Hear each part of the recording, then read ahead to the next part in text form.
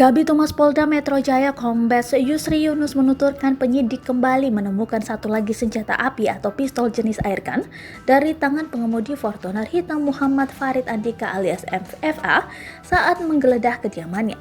Jadi totalnya MFA ini memiliki 2 airgun tanpa izin. Sebelumnya saat ditangkap, 1 airgun sudah kami sita. Lalu kita lakukan penggeledahan dan kita temukan 1 senjata lagi airgun. Jadi sekarang total 2, kata Yusri di Mapolda Metro Jaya Senin 5 April 2021. MFA adalah pengendara mobil Fortuner hitam B1673 SJV yang mengacungkan senjata jenis airgun ke warga yang menghadangnya. Sebelumnya, mobil yang ia kendarai sempat menyerempet sebuah motor yang dikendarai seorang perempuan.